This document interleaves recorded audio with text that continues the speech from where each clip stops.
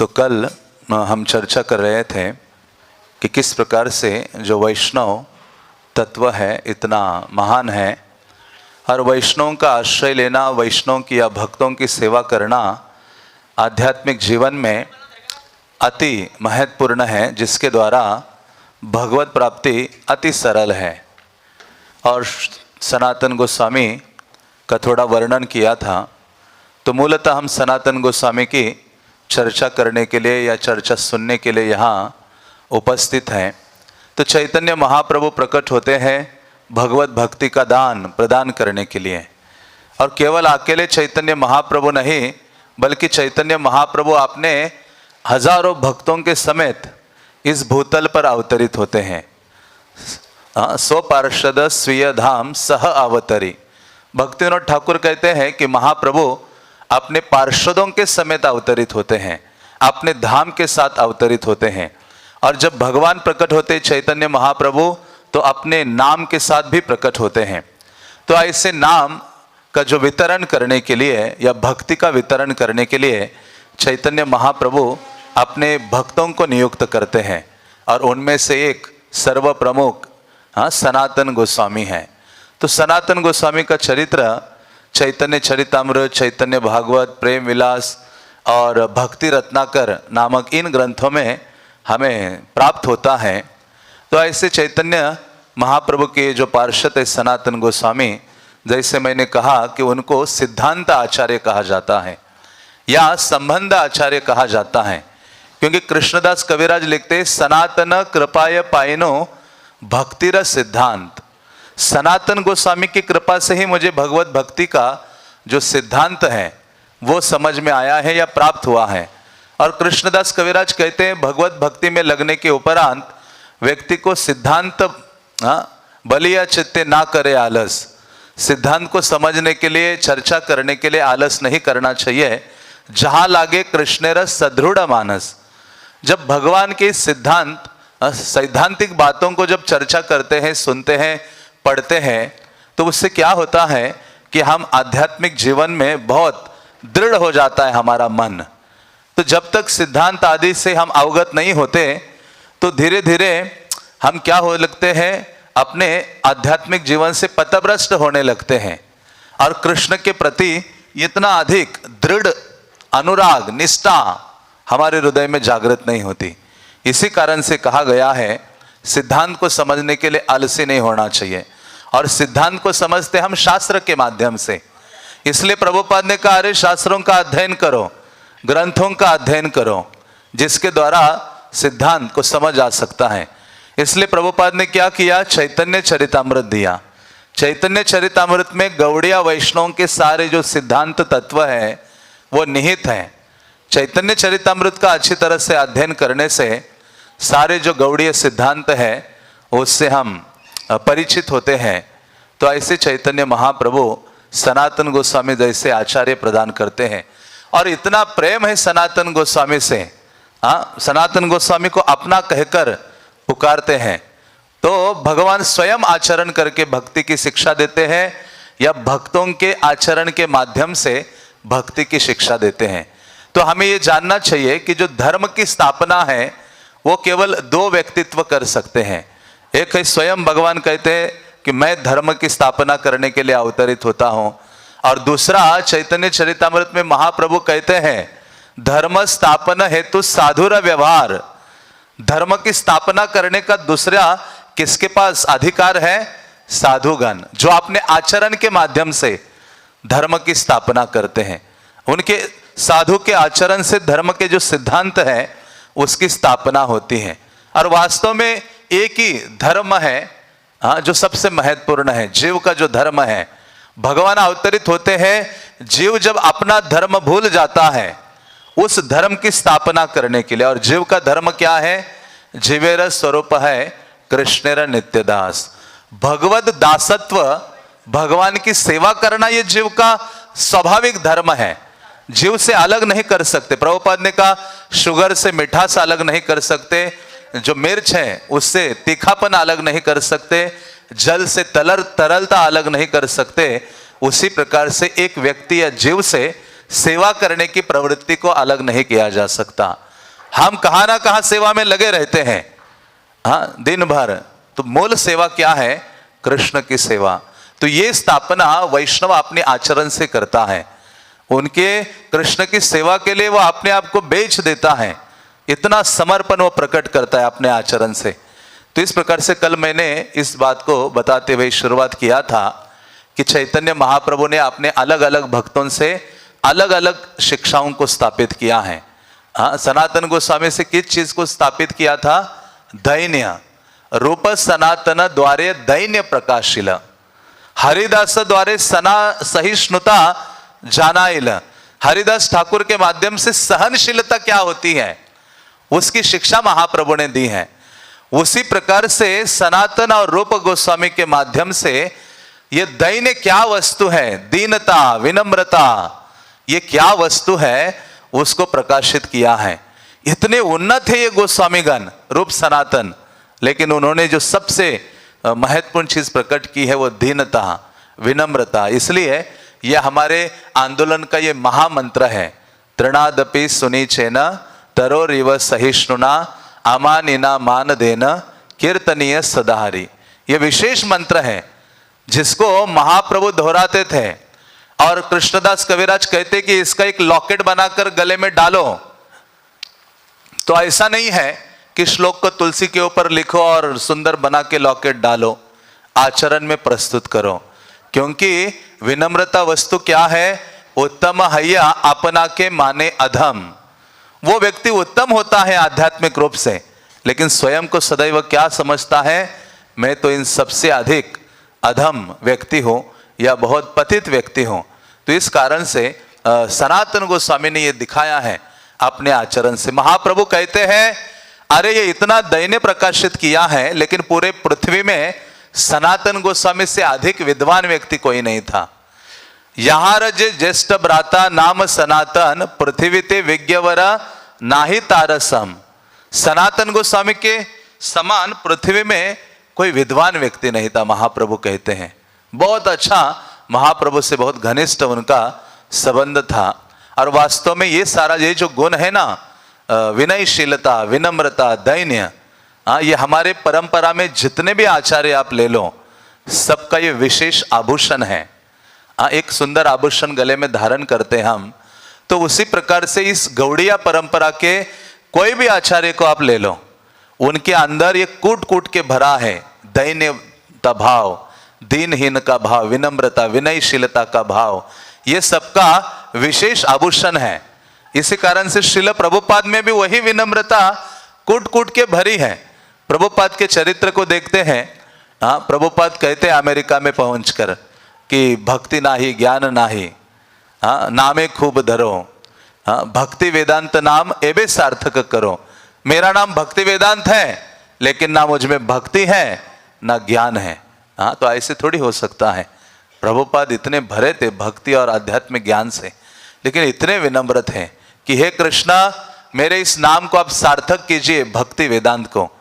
तो प्रभुपाद के गुरु भाई थे ओबीएल कपूर, उन्होंने पूछा कि अरे अभय बाबू, जब वो इलाहाबाद में रहते थे, मेडिसिन का उनका अपना दुकान था, क्या आपने कोई ऐसा टॉनिक बनाया है जिसको पीने मात्र से कृष्ण प्रेम प्राप्त हो जाए?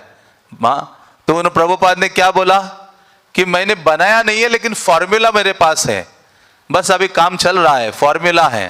तो उन्होंने पूछा फॉर्मूला क्या है? तो प्रभुपाद ने कहा तृणादपि सुनीचेन, यही फॉर्मूला है। तो भक्तिमय जीवन में सिद्धि चाहते हैं तो इस गुण को अपने हमें कल्टीवेट करना चाहिए, विनम्रता की जो भावना है। और जब ये महाप्रभु ने श्लोक दिया है, जब ये गुण होंगे जिसमें सहनशीलता, मान आदि की जो वर्णन है, तभी क्या होगा? कीर्तनीय सदाहरि। हम कहते क्यों नहीं हरि नाम नहीं हो रहा है? ये गुणों की कमी है। तो इसी कारण से चैतन्य चरितामृत कहता है कि चैतन्य महाप्रभु के ये दो रत्न बहुत विशेष हैं षड गोस्वामियों में। रघुनाथ दास गोस्वामी जब गोपाल भट्ट गोस्वामी को जब महाप्रभु मिले थे दक्षिण भारत में, तब चैतन्य महाप्रभु ने कहा मिलिबे दुई रत्न रूप सनातन। कहते हैं अभी साउथ को छोड़कर चले जाओ वृंदावन, वहां जाकर दो रत्न आपको मिलेंगे, वो रूप गोस्वामी और सनातन गोस्वामी है।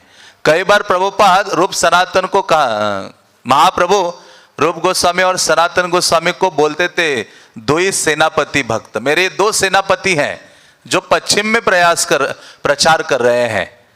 महाप्रभु ने कई शब्द एक रूप सनातन को इस्तेमाल किए हैं।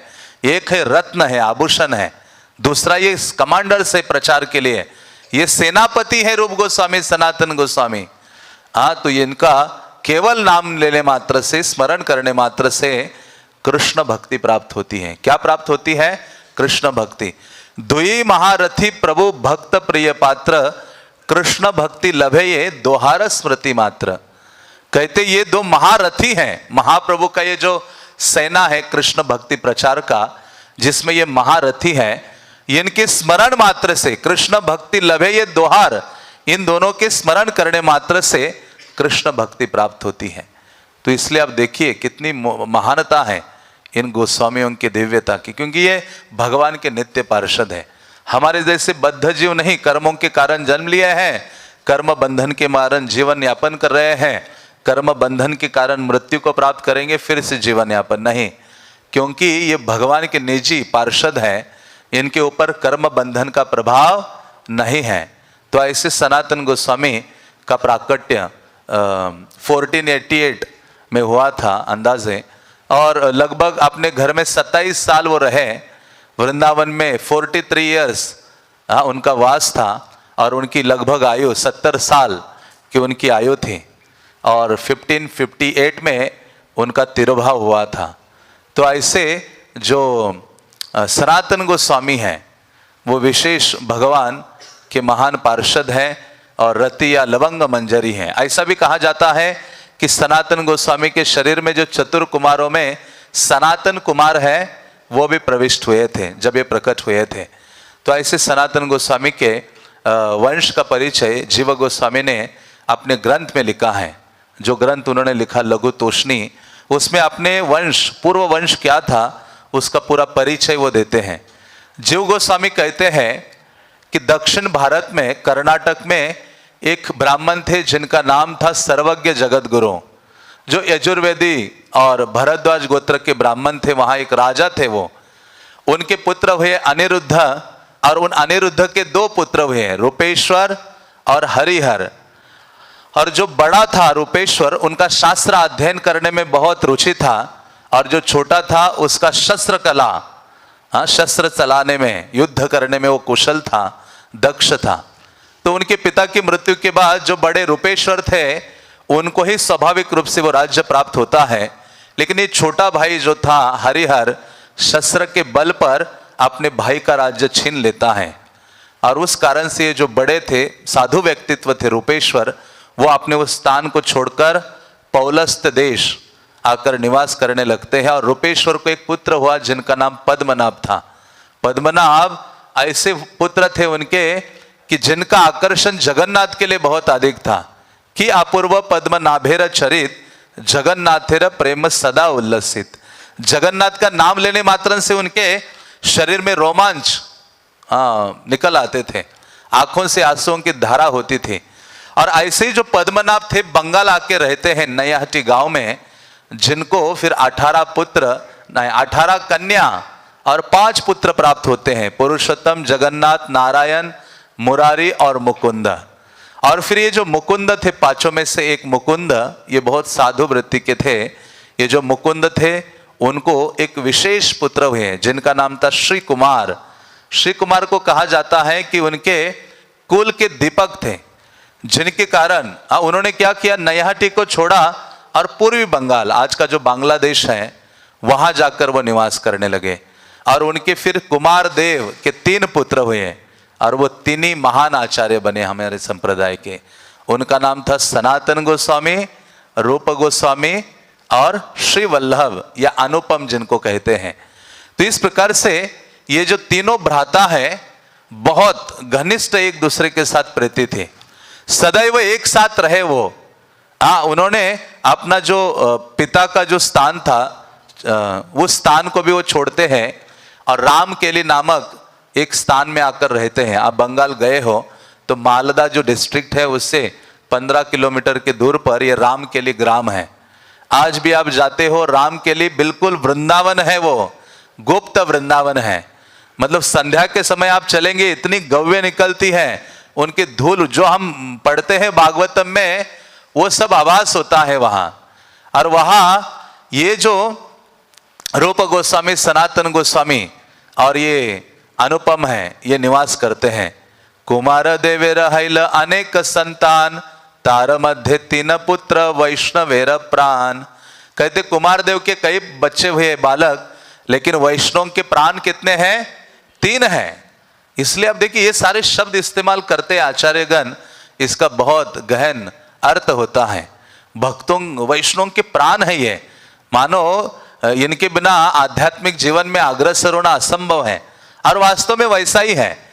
जो ग्रंथावली रूप गोस्वामी, सनातन गोस्वामी, जीव गोस्वामी ने दी है ना, उसको समझे बिना, अध्ययन किए बिना, सुने बिना भगवत प्राप्ति करना असंभव है।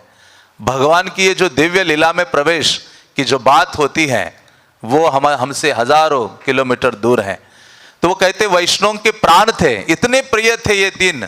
सनातन रूप श्रीवल्लभ ये त्रय, सोगोत्र अन्यत्र जे अर्चित अतिशय। तो ये 3 व्यक्तित्व हैं जिनकी सदैव पूजा होती थी, और ये इतने महान थे। कहते हैं कि ऐसे अनुपम थे उनमें से एक, उनके ही पुत्र राम के लिए में जन्म लेते हैं जीव गोस्वामी। हाँ, तो इस प्रकार से ये तीनों भ्राता राम के लिए में निवास करने लगते हैं।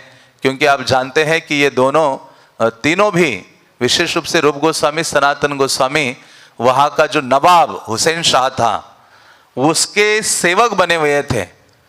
हाँ, क्योंकि उनको सेवक बनना पड़ा, क्योंकि वहां के मुस्लिम शासक ने कहा यदि आप मेरे यहां सेवा में नियुक्त नहीं होगे तो जितने मंदिर हैं उनको मैं तोड़ दूंगा, और जितने वैष्णव हैं उनको मैं कष्ट देना शुरू करूंगा। तो सनातन गोस्वामी का हृदय कंपित हो गया, पिघलने लगा। उन्होंने कुछ अन्य सोचा नहीं, बल्कि कई ऐसी घटनाएं उल्लेख की जाती हैं किंवदंती कि किस प्रकार से ये जो सनातन गोस्वामी है, रूप गोस्वामी है, उस राजा की जो सेवा है उसको स्वीकार करते हैं। हाँ, एक तो रीजन ये था, और दूसरा वो जो हुसैन शाह थे, उन्होंने देखा कि ये बहुत बुद्धिमान व्यक्तित्व है। ऐसे बुद्धिमान, सनातन गोस्वामी जैसा बुद्धिमान व्यक्ति मेरे पास सेवा में नियुक्त होना चाहिए था। क्योंकि राजा ने एक बार, राजा का एक राज मिस्त्री था जिसका नाम पीरू था, तो वो क्या कर रहे थे, एक मंदिरस्थ, मतलब वॉचिंग टावर होता है ना ऊंचा, जैसे एयरपोर्ट्स में होता है या फिर समंदर के किनारे, तो वैसे एक टावर बना रहे थे जिसको मंदिरा स्तंभ कहते हैं वहां। तो जब राजा उसके ऊपर चढ़ चढ़ के उस राज मिस्र के साथ गया और कहा, उसने कहा अरे बहुत अच्छा बनाया है। मिस्र ने कहा ये तो कुछ नहीं, मैं इससे अच्छा बना सकता हूं। राजा ने कहा अभी इसको यहाँ से फेंक देते हैं, इससे अच्छा बना सकते हो तो क्यों नहीं बनाया, तुम्हें दंड दूंगा मैं, मृत्यु दंड। बताओ तुम्हें क्या चाहिए, ये ना मैं आपको क्या पुरस्कार दे सकता हूं। उस राज मिस्र ने सोचा भी मृत्यु दंड तो दे ही रहा है, लेकिन इसने कहा ये जो वॉचिंग टावर है, मंदिरा जो बनाया हुआ है ऊंचा, इसका नाम मेरे नाम से रखो, पीरूसा मंदिरा वो नाम उसका रखा जाता है। आज भी आप जाएंगे ना राम के लिए, वहां वो है, ऐसे खड़ा है। मैं अभी 3 महीने पहले वहां गया था। तो वहां जब ये राजा ऊपर गया और उसको धक्का देकर राजमिस्त्री को मरवाया, और फिर बाद में पता चला कि वो जो टावर बना है उसका ऊपर का भाग तो अभी बनाना बाकी है। तो राजा अपने एक सेवक को भेज देता है कि मोरग्राम, एक गांव है मोरग्राम, वहां जाकर देखो, वहां जा तुम चले जाना, बस इतना ही बोल देता है। तो वह व्यक्ति उस गांव में जाता है, बहुत चिंतित था, यदि मैं वापस चला गया तो ये राजा मुझे मृत्यु का दंड देगा। तो वह सनातन गोस्वामी थे, मोरग्राम में रहते थे सनातन गोस्वामी उन दिनों। तो सनातन गोस्वामी के घर तो 3 गांवों में थे, तो वहां रहते थे। तो उस व्यक्ति को देखा सनातन गोस्वामी ने, ये बहुत दुखी लग रहा है, चिंतित है। उन्होंने कहा क्या समस्या है? उन्होंने कहा राजा ने मुझे बस यहां भेजा है कि तुम मोरग्राम में चले जाओ। सनातन गोस्वामी ने कहा बस तुम्हारे साथ ना ये सारे मिस्त्री लोग हैं जो काम करते हैं, उनको ले जाओ। बस उनको लेके पहुंचा। राजा ने कहा अरे तुम कैसे पहचान लिए मेरे मन की बात? कहते वहां एक व्यक्ति थे सनातन, उन्होंने मुझे ये कहा था। तो तुरंत अपने मंत्री को भेजते हैं और कहते हैं सनातन को बुलाओ, मैं उसको मेरे यहाँ राजपाट की व्यवस्था वो करे, सारा संभाले। तो सनातन गोस्वामी तो तत्पर नहीं थे, लेकिन उनको फिर से ये कहा मंदिर तोड़े जाएंगे और वैष्णवों को मारूंगा, दंडित करूंगा। सनातन गोस्वामी के आंखों में आंसू आते हैं और सनातन गोस्वामी आकर उस राजा की सेवा, नौकरी या चाकरी करना स्वीकार करते, रूप गोस्वामी, सनातन गोस्वामी। तो सनातन गोस्वामी को प्राइम मिनिस्टर बनाते हैं, रूप गोस्वामी को वित्त मंत्री बनाते हैं। और लेकिन इन दोनों की विशेषता क्या थी कि जहां भी हो हर स्थिति में वो वैष्णवों का संग करने के लिए आतुर रहते थे। हर समय शास्त्र अध्ययन करते थे। विभिन्न देशों से जितने विद्वान आया करते थे, रूप सनातन का अपना दरबार भी था, वहां आते थे, उनसे चर्चा करते थे, अपना धन ब्राह्मणों की सेवा में लगाते थे, शास्त्रार्थ करने में लगाते थे और सदैव श्रवण कीर्तन को प्रमुखता देते थे। रूप गोस्वामी, सनातन गोस्वामी चाहे उस मुस्लिम राजा के यहां वो कार्य कर रहे हो, बल्कि इतनी विद्वता ये दोनों रखते थे कि जब कोई व्यक्ति उन दिनों न्याय शास्त्र के ऊपर अपना ग्रंथ लिखता था, तो जब तक रूप सनातन का अनुमोदन ना हो तब तक उस ग्रंथ को कोई स्वीकार नहीं कर पाता था। और सदैव राम केली में रहकर रूप सनातन वैष्णवों की सेवा किया करते थे, ब्राह्मण की सेवा करते थे। तो सनातन गोस्वामी का मूल नाम तो अमर था, रूप गोस्वामी का संतोष था, जो उनके पिता के द्वारा प्रदत्त था। लेकिन उनको ये जो मल्लिक उपाधि दी गई थी, उनको कहा जाता था साकर मल्लिक। सनातन गोस्वामी को साकर मल्लिक कहते थे और रूप गोस्वामी को क्या बोलते थे? दबेर खास। तो इस प्रकार से मल्लिक का मतलब होता है स्वामी। तो ऐसे, क्योंकि प्राइम मिनिस्टर थे इसलिए नाम था अरबिक लैंग्वेज में। और दबेर खास, खास मतलब एक खास व्यक्ति है, इसलिए उनके पास सारा धन आदि का जिम्मेदारी रखा था। तो इस प्रकार से ये दोनों उनके यहाँ कार्य करते थे। और जो राजा हुसैन शाह थे, सनातन गोस्वामी को अपने भाई के समान मानते थे और हर जो कार्य है राजा का सनातन गोस्वामी निर्वाह किया करते थे, मानो उनके राइट हैंड है। तो इस प्रकार से ये वहाँ निवास करते थे और ऊपर राजा के रूप में वो रहते थे। और रूप गोस्वामी, सनातन गोस्वामी, और जो, क्योंकि उन दिनों बंगाल को गौड़ देश कहते थे। गौड़ ये राजा मंधाता हुए थे सूर्यवंश में, उनकी जो पुत्री थी उनका नाम गौड़ था। उस पुत्री के द्वारा जहां शासन हुआ इसलिए गौड़ देश उसको कहा गया। और उसमें ये राम के लिए एक गांव था। राम के लिए गांव इसलिए था क्योंकि वनवास के समय में भगवान राम वहां गए थे राम केली में। केली का मतलब होता है लीलाएं। भगवान राम जाकर सीता आदि के समीप उस स्थान में अपनी लीलाएं आदि की थी, भ्रमण किया था, इसलिए वो पुण्य स्थली थी। और उस स्थान को चूज किया रूप सनातन में निवास करने का, और उसको कृष्ण केली भी कहा जाता था क्योंकि रूप सनातन वृंदावन के वियोग में थे सदैव। उन्होंने उसको नव वृंदावन बना दिया, गुप्त वृंदावन बना दिया। राधा कुंड बनाया, श्याम कुंड बनाया, अष्ट सखी कुंड बनाए, कदम वन, तमाल के वृक्ष सब जगह लगाए। मतलब ऐसा आभास होता था कि ब्रज के बाहर नहीं हो। ये नव वृंदावन, इसलिए प्रभुपाद ने ये शुरुआत जो की है ना, नव वृंदावन, ये रूप सनातन के द्वारा शिक्षा प्राप्त करके न्यू वृंदावन बनाया वेस्ट वर्जीनिया में, प्रभुपाद ने अमेरिका में। तो ये यहाँ से उसकी शुरुआत हुई थी। रूप सनातन गोस्वामी ने वृंदावन की यहाँ स्थापना की थी। बाड़ीरा निकटे अति निभृत स्थाने ते, कदम्ब कानन श्याम राधा श्याम कुंडता ते, वृंदावन लीला तथा करय चिंतन, नाधरे धैर्य नेत्रे धारा अनुक्षान। तो वहां रह के रूप गोस्वामी वृंदावन की लीला में मग्न रहते थे और वृंदावन के वियोग में सदैव रोया करते थे। हमारी स्थिति वृंदावन में रह के भी हम वृंदावन के बाहर हैं, लेकिन वो व्यक्ति श्रेष्ठ है। प्रभुपाद कहते वो व्यक्ति श्रेष्ठ है जो जिसने वृंदावन में जन्म नहीं लिया और वृंदावन में रह भी नहीं रहा है, लेकिन वृंदावन के बाहर रहकर वृंदावन के वियोग में कृष्ण की सेवा कर रहा है और कृष्ण के लिए व्याकुल हो रहा है। वो व्यक्ति उससे भी श्रेष्ठ है जिसको वृंदावन में रहने का अवसर मिला है लेकिन वृंदावन के बाहर के चिंतन में लगा है और अपने आत्म इंद्रियों के चिंतन में लगा है। तो ऐसे वहां रहकर रूप सनातन सदैव क्रंदन करते थे कृष्ण सेवा के लिए और उनके पास मदन मोहन के विग्रह थे। सनातन गोस्वामी शुरुआत से ही मदन मोहन से प्रीति रखते थे। श्री विग्रह मदन मोहन सेवाय रत सदा खेद उक्ति तहा कहिब वाकत। तो आज भी आप जाते हो राम किले में तो वहां बहुत सारी लीला स्थलियां हैं। रूप सरोवर है, रूप गोस्वामी का कुंड है, बड़ा सा सरोवर। ये गौशाला इतना बड़ा है एरिया, जो इतना बड़ा कुंड है जिसमें रूप सनातन जाकर स्नान किया करते थे। और उनके जो मदन मोहन विग्रह है उनकी रूप सनातन गोस्वामी बहुत सेवा किया करते थे। और उन दिनों चैतन्य महाप्रभु नवद्वीप में थे। ये दोनों सदैव ऐसे लालायित थे कि कब हमें अवसर मिलेगा दर्शन करने का चैतन्य महाप्रभु का, कब हम नवद्वीप जाए। सदा उत्कंठित तार दर्शन लागिया। इसलिए जब तक हृदय में लालसा नहीं होगी ना, उत्कंठा नहीं होगी, तो भगवत प्राप्ति दूर है, टाइम लगेगा, बहुत स्लोली जाएगा आध्यात्मिक जीवन। इसलिए वो उत्कंठा, प्रभुपाद ने कहा तत्र लौल्यम मूल्यम एकलम जन्म कोटि सुकृतिर्न लभ्यते, कि बस एक ही मूल्य है कृष्ण को खरीदने का, वो है लौल्य, लालसा, ग्रेड, स्पिरिचुअल ग्रेड प्रभुपाद बोलते हैं। और वो जो लोभ है वो ऐसे मिलेगा नहीं। कहा जिस भक्त के हृदय में लोभ है उन्हीं से हमें वो लोभ प्राप्त होता है कृष्ण प्राप्ति करने के लिए। वो उत्कंठा हमें तभी प्राप्त होती है। इसीलिए कहते हैं साधु संग सर्व शास्त्र कहे। महत वैष्णवों का संग करने से वो लोभ हमें प्राप्त होता है और वो उत्कंठा हमारे हृदय में जागृत हो जाती है। तो ऐसी उत्कंठा इन दोनों को थी।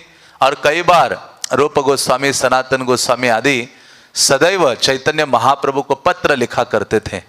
महाप्रभु तो अब नवद्वीप में रहा करते थे, ऐसा वर्णन आता है वो पत्र कभी कभी सची माता पढ़ा करते थे। इतना लोभ उनको था कि अभी ये सब छोड़ देना है, हमें आपके चरण सेवा में नियुक्त रहना है 24/7। और सनातन गोस्वामी की विशेषता क्या थी? भागवत के प्रति उनकी आसक्ति थी। सनातनेर अति अद्भुत चरित श्रीमद् भागवते जार अतिशय प्रीत। कहते हैं अरे सनातन गोस्वामी का अद्भुत चरित्र है। और एक विशेषता क्या है? श्रीमद् भागवत के प्रति उनको बहुत अधिक प्रेम था। और सनातन गोस्वामी जो कृष्ण प्रेम से पूर्ण थे, भागवतम के, बल्कि रूप गोस्वामी ने अपना एक ग्रंथ लिखा है जिसमें सनातन गोस्वामी को प्रणाम करते हैं, जिसमें वो कहते हैं कि सनातन गोस्वामी के बारे में मैं क्या बोलूं। कहते सनातन गोस्वामी तो कृष्ण प्रेम के सागर है, कृष्ण प्रेम से भरे हैं, भागवतम के परम विद्वान हैं और भौतिक सुख से परम विरक्ति है उनको। और सदैव भक्ति रस का आस्वादन करने में लगे रहते हैं। ये मानो साक्षात शुकदेव गोस्वामी हैं जो अभी भूतल पर जन्म लिए हैं, ऐसे लिखा है रूप गोस्वामी ने अपने, जो ये बड़े भ्राता हैं, सनातन गोस्वामी का विशेष स्थान है। वो कहते साक्षात ये शुकदेव गोस्वामी के समान है। तो भक्ति रत्नाकर में वर्णन आता है कि किस प्रकार से सनातन गोस्वामी का प्रेम श्रीमद् भागवतम के प्रति था।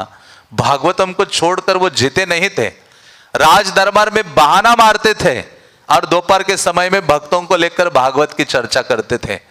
और अपना जो घर बनाया था, बड़ा सा हॉल जिसमें एक व्यासासन रखा था, स्वयं उस पर बैठकर भागवत की चर्चा करते थे दिन में, और बाकी लोगों को अपने राज कार्य में लगा देते थे। इतना आसक्ति भागवतम से। 20-20, 25-25 ब्राह्मणों का ऐसा गोल बिठाकर सनातन गोस्वामी भागवत के एक एक श्लोक पर चर्चा करते थे, अलग अलग वार्तालाप करके उनसे उसका अर्थ समझते थे, सुनते थे। तो ऐसे बाल्यकाल में ही उनको भागवत की प्रति स्वयं भगवान से प्राप्त हुई थी। प्रथम वयसे स्वप्ने एक विप्रगण श्रीमद् भागवतम देह आनंद अंतर। तो एक बार उन्होंने स्वप्न देखा कि श्रीमद् भागवतम उनको प्राप्त हो रहा है एक व्यक्ति के द्वारा। तो जब वो सुबह उठे, स्वप्न भंग हो गया, उनकी नींद टूटी और देखा कि दरवाजे में कोई आवाज दे रहा है। स्वप्न भंगे सनातन व्याकुल हैला प्रति से ही विप्र भागवते दिला। तो फिर जब स्वप्न भंग हुआ सुबह और बाहर ऐसे देखा कि कोई एक ब्राह्मण दरवाजे में खड़ा है और साक्षात भगवान थे श्रीमद् भागवतम लेकर।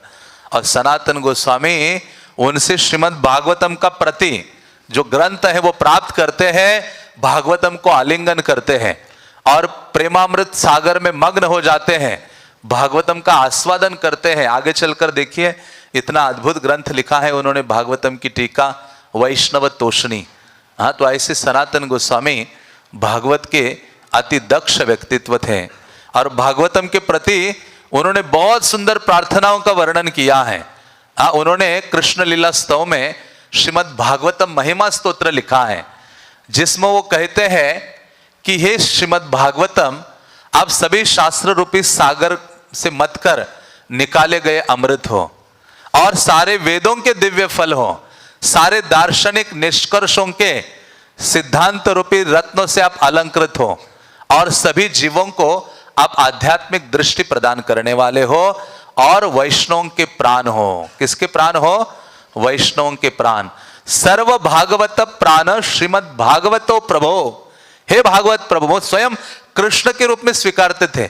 भागवत को प्रतिदिन हार पहनाते थे, उनकी सेवा पूजा आरती करते थे, आलिंगन करते थे, भागवत से अलग नहीं रहते थे। और वो कहते थे हे भागवत, भागवत उनका गुरु थे, भागवत उनका सबसे क्लोज मित्र भागवतम था। वो कहते थे सर्व भागवत प्राण श्रीमद् भागवतो प्रभो। कि हे भागवत, आप सभी के प्राण हो। परमानंद पाठाय प्रेम वर्षक्षरायते सर्वदा सर्व सेव्याय श्री कृष्णाय नमस्तुते। वो कहते हैं कि हे भागवत, आप साक्षात कृष्ण हो, मैं आपको नमस्कार कर रहा हूं। और आप क्या कर रहे हो? आपके इन शब्दों के माध्यम से प्रेम की वर्षा कर रहे हो लोगों के ऊपर।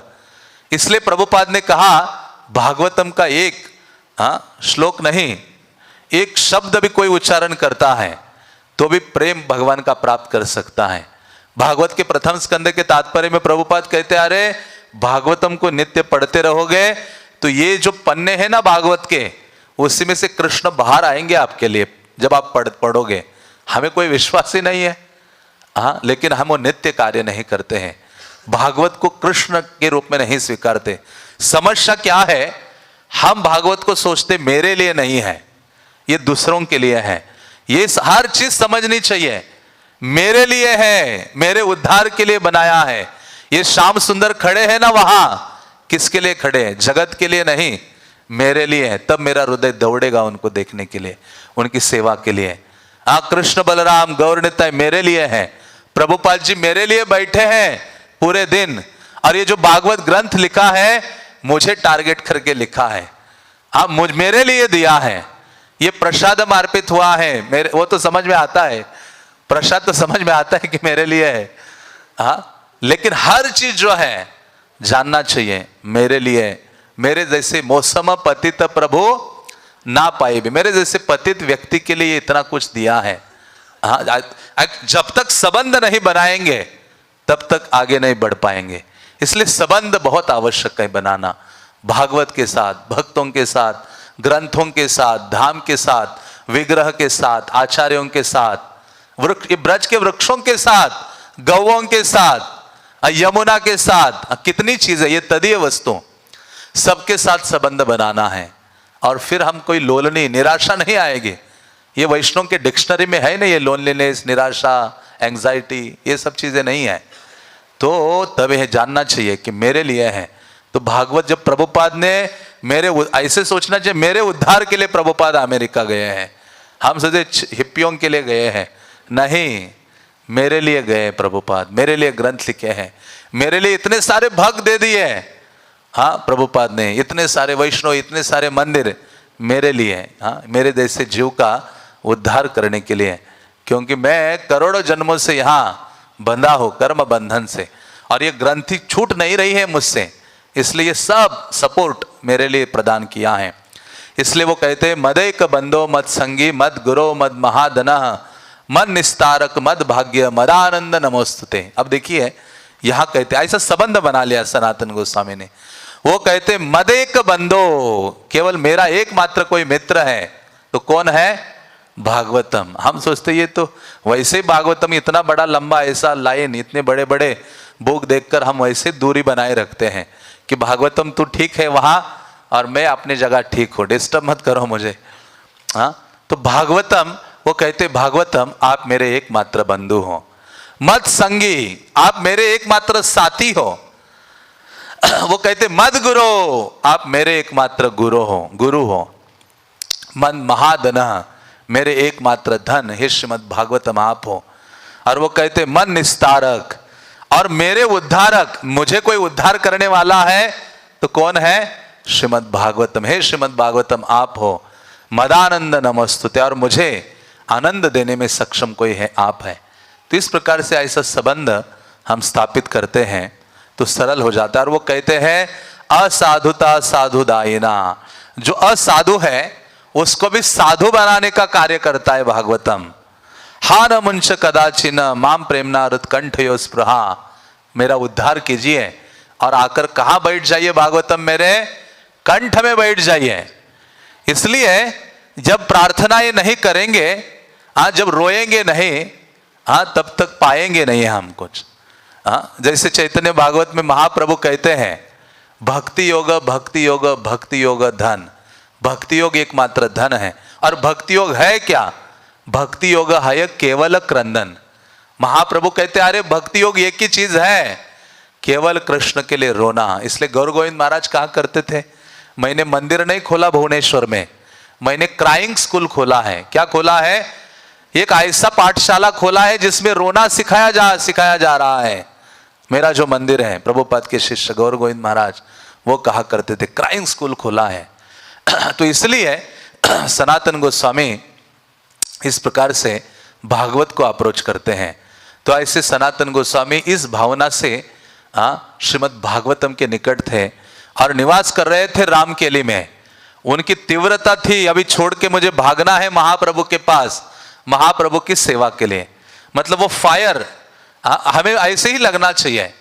हमें इस जगत से जाने की जल्दी होनी चाहिए, हमें इस संसार से वापस जाने की वो तीव्रता अनुभव करनी चाहिए। ये वैष्णव चरित्र के माध्यम से हमारे अंदर वो भावना आती है। आप देखो कितने आचार्य हैं, सब भागे हैं। ये भागने वालों का संप्रदाय है। रूप गोस्वामी भागे, सनातन गोस्वामी भागे, नरोत्तम दास ठाकुर भागे, रघुनाथ दास गोस्वामी भागे, कितने सारे उसके बाद अभी भी भाग ही रहे हैं। कितने भक्त महाप्रभु के आंदोलन के लिए भाग रहे हैं, सेवा करने के लिए। तो इस प्रकार से सनातन गोस्वामी भागवतम के प्रति बहुत अधिक प्रीति रखते थे और वो गुरु के रूप में स्वीकार करते हैं विद्यावाचस्पति को। सनातनेर गुरु विद्यावाचस्पति मध्य मध्य राम केली ग्रामे तार स्थिति। तो उनसे वो दीक्षा आदि ग्रहण करते हैं, शिक्षा स्वीकार करते हैं और चैतन्य महाप्रभु से रूप सनातन का मिलन होता है। बल्कि सर्वप्रथम रूप सनातन को चैतन्य महाप्रभु रामकेली ग्राम में मिलते हैं। चैतन्य महाप्रभु को इतने पत्र मिलते थे उनके, उन पत्रों को महाप्रभु पढ़ते थे और सनातन गोस्वामी को मिलने के लिए महाप्रभु भी बड़े उल्लासित थे, उत्साहित थे। और महाप्रभु ने एक बहुत बड़ा बहाना बनाया। चैतन्य महाप्रभु ने जब सन्यास ग्रहण किया और सन्यास लेकर चैतन्य महाप्रभु शांतिपुर से होते हुए जगन्नाथपुरी जाते हैं, 2 महीने के पश्चात दक्षिण भारत जाते, जब वापस आते हैं तो कहते मुझे वृंदावन जाना है, वृंदावन जाऊंगा लेकिन बंगाल होते हुए जाऊंगा। मेरी 2 माताएं हैं, उनका दर्शन करूंगा, एक है गंगा माता और दूसरी है सच्ची माता। तो ये निकल पड़े महाप्रभु। और जब महाप्रभु निकले ना वृंदावन, हजारों भक्त उनके पीछे चल पड़े। हर कोई कह रहा था ना हम नहीं रहेंगे जगन्नाथपुरी, हम आपके साथ ही जाएंगे। हजारों लोग निकले और इतने निकले, कृष्णदास कविराज कहते महाप्रभु एक कदम डालते थे तो झुंड दौड़ के उस चरण जहां रखा है ना वहां की मिट्टी लेने के लिए दौड़ते थे। और पूरा इतना बड़ा बड़ा गड्ढा हो जाता था, जहां जहां पांव रखे थे पूरे रास्ते में गड्ढे पड़े थे, वहां मायापुर तक, नवद्वीप तक, कुलिया ग्राम तक। तो ऐसे महाप्रभु वहां आते हैं, वहां भक्तों को मिलते हैं और फिर वहां से चैतन्य महाप्रभु कहाँ जाते हैं? रामकेली जाते हैं। रामकेली ग्राम में जब वहां पहुंचे महाप्रभु, वहां तो मुस्लिम शासक का महल, आज भी रामकेली के पास जाओगे आप, वहां अभी भी वो सारे अवशेष पड़े हैं महल के, पत्थरों से बने हुए। जहां सनातन गोस्वामी को जेल में डाला था वो जेल भी अभी भी है। इतना बहुत बड़ा प्रांगण है जहां ये सारे अवशेष है। तो महाप्रभु वो राजा का जो महल था उसके निकट तक पहुंचे और पूरा इतना जोरदार कीर्तन कर दिया, हरि हरि का उच्चारण हो रहा था। सारे हजारों लोग इकट्ठा हो रहे थे, लोग भी नहीं, हिंदू नहीं बल्कि मुस्लिम लोग भी आकर नाच रहे थे, गा रहे थे और ये सबकी भीड़ को आकर्षित कर रहे थे चैतन्य महाप्रभु। तो ये जो मुस्लिम राजा था जिनके यहाँ रूप सनातन सेवा करते थे, उसने सोचा अरे ये कौन सन्यासी आया है, जो बल्कि एक सिपाही गया उस राजा को जाकर बोलता है कि एक सन्यासी आया है, वो बहुत भीड़ को आकर्षित कर रहा है, उसके पास कुछ जादू है। राजा ने कहा जरा बता उसका होलिया कैसा है, रंग रूप वर्ण, क्या खाता है पीता है, चलता है, करता क्या है वो। हाँ, तो वो सिपाही कहता है वो सुवर्ण वर्ण का है, गोरा वर्ण, तपे हुए स्वर्ण पिघले हुए सोने के भांति उसका वर्ण है, कामदेव से भी अधिक मोहित करने वाला है, विशाल शरीर है, अजानुलंबित भुजा उनकी घुटनों तक लंबी भुजाएं हैं, पतला पेट है, गहरी नाभि है, विशाल हाथी जैसे कंधे हैं, कमल जैसे नेत्र हैं, लालिमा युक्त उनके ओठ है, दंतावली उनकी मोती के समान है, धनुष के समान उनकी भव्य है, और ताम्रवर्ण जो सूर्य उदित होता है और उस समय जब सूर्य का वर्ण कलर होता है उसके समान उनके वस्त्र हैं जो उनके तन को ढके हुए हैं, चरण गुलाबी हैं, वो राजकुमार जैसा है और उसका शरीर इतना कोमल है, मक्खन से भी ज्यादा कोमल है, चरण गुलाबी है, इस प्रकार से। और वो जो सन्यासी है भावमय नृत्य करता है, मैंने देखा नहीं वो खाता पीता नहीं है शायद, वो केवल नाचता है, गाता है और कृष्ण नाम का उच्चारण करता है, हरे कृष्णा कृष्णा कृष्णा हरे हरे, हरे राम राम राम हरे हरे। वो भावमय नृत्य करते हुए गिरता है लेकिन उसको कभी चोट नहीं लगती है और उसके शरीर में रोमांच ऐसे खड़े हो जाते हैं सारे, कटहल का स्मरण हो आता है वो कहता है, और उसके नेत्रों से जल अश्रुधारा होती है मानो नदियां बह रही है। तो इस प्रकार से जब सुना कि वो कीर्तन में डूबा रहता है तो राजा कहता है ऐसा वर्णन पूरे जीवन में नहीं सुना, ये कुछ अद्भुत ही अलग ही सन्यासी है। तुरंत राजा के एक सेवक थे मंत्री केशव छत्री को बुलाते हैं, वो कहते हैं कि अरे उस सन्यासी के बारे में बताओ जरा, अभी ये सिपाही बोल रहा था उसका यहाँ क्या काम है। तो ये हिंदू थे, उन्होंने कहा महाप्रभु के बारे में ज्यादा बोलूंगा तो ये जो यवन है हाँ इनके ऊपर कोई भरोसा नहीं है, कुछ भी कर सकते हैं। तो उन्होंने कहा कि नहीं वो ऐसे कोई बोल रहा होगा, आपको साधारण सन्यासी है, 2-4 लोगों को लेके घूमता रहता है और बस भिक्षा मांगते हुए गांव गांव जाता है, हमारे राम केली में भी उसी के लिए आया है भिक्षा मांगने के लिए। राजा कहता है भिखारी मत बोलो उनको, वो याचक नहीं है। मुझे लगता है हिंदू लोग जिसको कृष्ण कहते हैं ना और मुस्लिम जिसको खुदा कहते हैं, अल्लाह कहते हैं, ये वही है। हाँ, तो इस प्रकार से कहते मैं राजा हूं लेकिन वो पूरी सृष्टि का नियंता है, मैं लोगों को सैलरी देता हूं तब लोग मेरे आसपास मंडराते हैं, सेवा करते, काम करते हैं।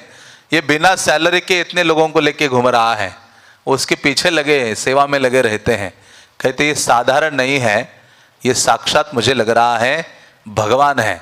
मेरा आदेश है कि इसको जहां जाना है वो स्वतंत्रतावश जा सकता है, कीर्तन करने दो उसको, उसमें कुछ बाधा मत डालो और जो कोई बाधा डालेगा उसको मैं मृत्यु दंड दूंगा। और ये बोल के राजा अपने अंतपुर में चला जाता है। हाँ, तो इस प्रकार से कृष्णदास कविराज कहते देखो चैतन्य महाप्रभु का प्रभाव। एक अत्याचारी राजा भी भगवान को स्वीकार कर रहा है। तो जब महाप्रभु वहां रह रहे थे, कीर्तन कर रहे थे, तो राम केली के अन्य कई जो हिंदू पुण्यात्मा थे उन्होंने एक छोटा सा मीटिंग बिठाया, कहा कि महाप्रभु को यहाँ से जल्दी जाना चाहिए। तो उस समय एक संदेशवाहक को भेजा, वो संदेशवाहक चैतन्य महाप्रभु को बताने के लिए गया। तो चैतन्य महाप्रभु तो नाच रहे, टाइम ही नहीं सुनने का। तो जो भक्तगण चैतन्य महाप्रभु के साथ थे उनको बताया कि चैतन्य महाप्रभु कई राजा के महल के निकट कुछ काम नहीं है, यहाँ रहने से क्या लाभ है। तो भक्त लोग चिंतित हो गए और जब भक्तों की चिंता देखी चैतन्य महाप्रभु ने कहा मैं अवतरित हुआ हूं पापी तापी सभी का उद्धार करने के लिए, मैं कंट्रोलर हूं सभी का, ये राजा कुछ नहीं मेरा बिगाड़ सकता। और फिर महाप्रभु ने वहां घोषणा की नव राम केली में, पृथ्वी ते आछे जत नगरादि ग्राम सर्वत्र प्रचार होई बे मोर नाम। वहां की ये वाणी है, वहां ये भविष्यवाणी की। महाप्रभु ने कहा पृथ्वी के नगर नगर ग्राम ग्राम में मेरे नामों का प्रचार प्रसार होगा। हाँ, महाप्रभु फिर वहां रहे एक वृक्ष के नीचे रहते थे महाप्रभु। चैतन्य महाप्रभु ऐसे नहीं कि कई महलों में रह रहे, यात्राओं में भी, अधिकतर महाप्रभु सन्यासी थे तो रात भी वृक्ष के नीचे कई बार गुजारते थे। तो वहां तमाल वृक्ष था, आज भी वो तमाल वृक्ष है, तमाल तला बोलते हैं उसको, उसके नीचे महाप्रभु के चरण चिन्ह है। हाँ, वहां चैतन्य महाप्रभु रहे। रूप सनातन ने सोचा भी रात्रि को हमें जाना चाहिए, क्योंकि इतने बड़े मंत्री थे, राजवेश ऐसे ऐश्वर्य में रहते थे रूप गोस्वामी सनातन गोस्वामी, हजारों हजारों रुपए के वस्त्र पहनते थे। हाँ, सेवक उनके साथ होते थे, पालकी में चला करते थे, इतना ऐश्वर्य था उनके पास। लेकिन उन्होंने सोचा महाप्रभु यहाँ आए हैं तो हमें उनको मिलना है, तो वो मिलने के लिए उनके पास जाते हैं अपना वेश परिवर्तन करके, और रात्रि के समय में जाते हैं। जब जाते तो सबसे पहले नित्यानंद प्रभु को मिलते हैं, उनको प्रणाम करते हैं, हरिदास ठाकुर को मिलते हैं, फिर चैतन्य महाप्रभु को अप्रोच करते हैं। तो इससे वो शिक्षा देते हैं रूप सनातन कि भगवान को अप्रोच करने पूर्व उनके जो निज जन है, प्रिय जन है, उनको अप्रोच करना चाहिए। और फिर कैसे अप्रोच करते हैं? दुई गुच्छ तृण दुहे दशने धरिया, गले वस्त्र बांधी पड़े दंडवत हैया। तो रूप सनातन ने गले में एक वस्त्र बांध दिया और दांत में घास का तिनका लिया लिटरली, और ऐसा लेकर महाप्रभु को अप्रोच किया, दंडवत प्रणाम किया। ये प्रस्तुत करता है कि हम आपके लिए बिके हुए हैं और हम तृण से भी अधिक नीच है। तृणादपि का मतलब क्या है? तृणाद अपि, उससे भी अधिक नीच मानना। एक तृण का क्या वैल्यू है? अब घास के ऊपर चले, वो कभी घास के बारे में सोचा है मेरा पाँव पड़ रहा है, क्या वैल्यू है उसका? कुछ नहीं है, उसको कैसा कुचल देते हैं, उसके बारे में हम कभी सोचते नहीं है। हाँ, जैसे हरिदास ठाकुर ने कहा महाप्रभु आपके तो इतने बड़े बड़े भक्त हैं, आपके निकट है, सेवा करते, मेरे जैसा अधम, मैं तो एक चींटी के समान हूं। कौन बोल रहे हैं? नामाचार्य हरिदास। पिप्पली का सम, कहते मैं एक चींटी के समान हूं, और एक चींटी मर जाए तो किसको क्या फर्क पड़ता है। ये हरिदास ठाकुर का मनोवृत्ति था, इतने विनम्र थे। तो उसी प्रकार से इतना विनम्रता से अप्रोच किया महाप्रभु को। उन्होंने कहा, ये बहुत अद्भुत स्तुति है। वो कहते हैं जय जय श्री कृष्ण चैतन्य दयामय पतित पावन जय जय महाशय। हे दयामय चैतन्य महाप्रभु आपकी जय हो। नीच जाति नीच संगी करे नीच काज, तुम्हारा आग्रहते प्रभु कहते बसिलाज। कहते कि हम नीच जाति के हैं, हमारे संगी और हम नौकरी भी नीच व्यक्ति की कर रहे हैं, इसलिए आपके समक्ष आकर परिचय देना ये उचित नहीं है, और आपके समक्ष खड़े होने में भी हमें शर्म लज्जा अनुभव हो रही है। देखिए कितनी विनम्रता है। हम तो सीना तान के भक्तों के हाथ मार के आगे पहुंचते हैं। हाँ, तो यहां रूप सनातन कहते हैं, मतलब इतनी दीनता है, इसलिए तो कृष्ण प्रेम ऐसे हृदय में निवास करता है। हाँ, जैसे शेरनी का दूध के लिए एक विशेष पात्र की आवश्यकता है, मिट्टी का पात्र टूट जाता है, तो उसी प्रकार से ये जो कृष्ण प्रेम है उसको धारण करने के लिए पात्र है, जो 4 चीजों से बना है। वो तृणादपि सुनिचेन सह तरोरिव सहिष्णुना अमानिना मान देना, इसमें जो 4 चीजें वर्णित थे उससे वो पात्र बना है। जब वो हृदय उस चीजों से बनेगा तब ये कृष्ण प्रेम वहां निवास करने लगेगा, और उसमें ये है, ये महा विनम्रता का जो भाव है। कहते हैं आप पतितों को पावन करने के लिए आपका अवतार हुआ है। आमा बई जगते पतित नाहियार। सनातन कहते मुझसे अधिक पतित आपको नहीं मिलेगा। जगाई मधाई दुई करे ले उद्धार, तहा उद्धारित श्रम नहीं ले तुम्हार। कि जगाई मधाई का तो आपने उद्धार किया, लेकिन उनका उद्धार करने में आपको इतना कष्ट नहीं हुआ है, क्योंकि वो ब्राह्मण थे और आपका नाम भी लिया करते थे। हाँ, मजाक मजाक में। लेकिन हम क्या है, उससे भी जगाई मदाई से भी अधिक पापी हैं। हाँ, जगाई मदाय हैते कोटि कोटि गुण, अधम पतित पापी अमे दुई जन। कहते जगाई मदाई में करोड़ों गुण थे, लेकिन हम दोनों बहुत अधिक पतित और पापी हैं। क्यों? म्लेच्छ जाति म्लेच्छ सेवी करे म्लेच्छ कर्म। जो मांसाहारी है, म्लेच्छ व्यक्ति है, उनके हम जाति के हैं और उनकी सेवा कर रहे हैं। म्लेच्छ का जो कर्तव्य है वो सारे कार्य हम कर रहे हैं। गो ब्राह्मण द्रोहे संगे हमारा संगम। और जो गौ हत्या कर रहे हैं, ब्राह्मणों के प्रति शत्रु भाव रख रहे हैं, ऐसे लोगों का संग हम कर रहे हैं दिन रात। कहते हैं इसी कारण से जघन्य कर्म हमने किया है और इस कारण से हमारे हाथ पांव बंद गए हैं और इंद्रिय भोग रूपी गड्ढे में हम दोनों गिर गए हैं।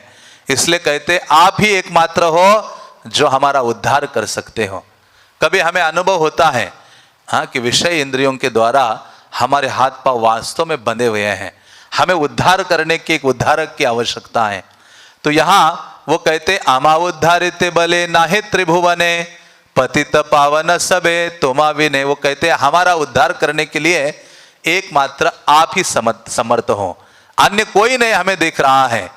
तो कहते आपका नाम पतित पावन तभी सार्थक होगा जब आप हे महाप्रभु हमारा उद्धार करोगे, नहीं तो आगे चल के कोई आपको पतित पावन नहीं बोलने वाला है। तो इस प्रकार से वो कहते हैं। और वो कहते आप तो चांद हो और हम बौने हैं, हम बौने होकर आप जैसे चांद को पकड़ना चाहते हैं। जब इतनी विनम्रता दीनता सुना महाप्रभु ने, तो महाप्रभु कहते हैं दैन्य छाड़ तुम्हारा दैन्य फाटे मोर मन। कहते हैं कि हे सनातन रूप तुम्हारी विनम्रता छोड़ो, क्योंकि इतनी विनम्रता झेल नहीं पा रहा हूं मैं। महाप्रभु कहते मेरा हृदय फट रहा है। इतना अधिक महाप्रभु प्रभावित हो गए थे, इतने महाप्रभु मानो उनको स्वीकार किए थे। तब महाप्रभु ने वहां ही उनकी ये विनम्रता दीनता सेवा भाव देखा तो चैतन्य महाप्रभु ने कहा सुनी महाप्रभु कहे सुन दबिर खास तुम्हें दुई भाई मोर पुरातन दास। ऐसा नहीं है कि आप यहाँ इनकी सेवा कर रहे हो, लेकिन आप मेरे पुरातन सेवक हो। मुझे यहाँ कोई वृंदावन जाने के लिए नहीं आया हूं मैं। और वास्तव में चैतन्य महाप्रभु के जो पहला ट्रिप वृंदावन का था, वो वृंदावन जाने के लिए नहीं आए थे, सबको धोखा देने के लिए आए थे। और केवल किसको मिलने के लिए आए थे? रूप सनातन। गौड़ निकट आसिते मोरा नाही प्रयोजन, यहाँ आने का कोई प्रयोजन नहीं था। तोमा दोहा देखिते मोरा यहाँ आगमन, केवल आप दोनों को देखने के लिए, आप दोनों पर कृपा करने के लिए मैं यहाँ आया हूँ। चैतन्य महाप्रभु की एक विशेषता है, जहां भी महाप्रभु ने ट्रैवल किया ना, वो तो उनका बहाना था, लेकिन वहां से रत्न के समान भक्तों को उठाने के लिए गए थे, लेने के लिए। दक्षिण भारत गए, रामानंद राय कहते बस चलो हम दोनों जाएंगे, जीवन भर कृष्ण कथा करेंगे, जगन्नाथपुरी में निवास करेंगे। और रामानंद राय तो उनको वहां ले ही लिया, आगे गए श्रीरंगम में, वहां किसको पकड़ा उन्होंने? गोपाल भट्ट गोस्वामी को। तो इस प्रकार से कई ऐसे भक्तों को उन्होंने आंदोलन में लाया। और जब वृंदावन के लिए आए तो उन्होंने रूप और सनातन गोस्वामी को, तो सनातन गोस्वामी को महाप्रभु ने नाम भी प्रदान किया। और उस समय सनातन गोस्वामी रूप गोस्वामी ने उनको प्रणाम किया, निकलने वाले थे तो सनातन गोस्वामी ने एक बात उनको बोली। सनातन गोस्वामी ने चरणों में निवेदन किया, प्रणाम किया और कहा कि हे महाप्रभु, ठीक है कि राजा आपका सम्मान कर रहा है, लेकिन मुझे लग रहा है कि आपका यहाँ कोई कार्य शेष नहीं है, आपको यहाँ से जल्दी प्रस्थान करना चाहिए, क्योंकि ये जो यवन जाति है उस पर कभी विश्वास नहीं करना चाहिए। कौन बोल रहे हैं? सनातन। ये यवन जो जाति है इस पे कभी भरोसा नहीं करो, ये कभी भी कुछ कर सकते हैं। सनातन गोस्वामी ने कहा आपको निकल जाना चाहिए, प्रस्थान कीजिए, लेकिन आप वृंदावन जा रहे हो, लेकिन ये पूरा सर्कस लेके जा रहे हो। प्रभुपाद लिखते हैं सर्कस लेके महाप्रभु निकले थे, अकेले नहीं, पूरे हजारों भक्त लेके निकले थे। तो सनातन गोस्वामी ने एक बात बोली जो महाप्रभु के हृदय में लगी। सनातन गोस्वामी कहते हैं जार संगे चले यही लोक लक्ष्य कोटि वृंदावन यात्रा ये नहे परिपाठी। जिसके समय साथ ये लाखों हजारों लोग जा रहे हैं, ऐसे वृंदावन जाने की परिपाठी नहीं है। तो महाप्रभु तो स्वयं भगवान है, उनको क्या किसी का भय, लेकिन अपनी एक मनुष्य लीला करते हैं और आचरण करके शिक्षा देते हैं। तो सनातन गोस्वामी ने ये बात बोली तो उस हृदय में लग गई और राम किले से वो आ गए दूर, कनाई नटशाला, वहां से वो एक स्थान है जहां कृष्ण की बहुत लीलाएं महाप्रभु ने देखी। और जब रात्रि हो गई तो सनातन की बात पर विचार करने लगे। उन्होंने सोचा कि ये भीड़ लेके मैं वृंदावन जा रहा हूं तो सारा अशांत रहेगा, सब चीजें, भीड़ के द्वारा शांति नहीं प्राप्त हो सकती। तो इस प्रकार से उन्होंने कहा एकागी जाइब किबा संगे एक जन तबे त शोभय वृंदावनेर गमन। जो वृंदावन है वहां तो अकेले जाना चाहिए, कि या तो अपने संगति में किसी एक व्यक्ति को लेना चाहिए, तभी वृंदावन की शोभा है। माधवेंद्र पुरी भी वृंदावन आए थे, वो तो और वो किसी को एक साथ किसी को नहीं रखते थे। क्यों? वहां कहते हैं कि इसलिए नहीं रखते थे क्योंकि जो दूसरा व्यक्ति है वो कृष्ण के अलावा किसी अन्य वार्तालाप करेगा तो उनका मन कृष्ण के अलावा अन्य विचारों में ना चला जाए, ये डर माधवेंद्र पुरी को था। इसलिए वो कहते किसी को वृंदावन अपने साथ नहीं रखे। हाँ, और महाप्रभु ने विचार किया कि ये सही बात बोली है कि वृंदावन जाने की शोभा यही है कि अकेले जाना चाहिए या किसी एक को साथ ले जाओ, बस। हाँ, तभी वृंदावन का भ्रमण शोभायमान है। तो चैतन्य महाप्रभु ने सुबह स्नान किया और वहां से वापस जगन्नाथपुरी चले आते हैं। और जब जगन्नाथपुरी आए तो सारे भक्त चैतन्य महाप्रभु को मिलने आए।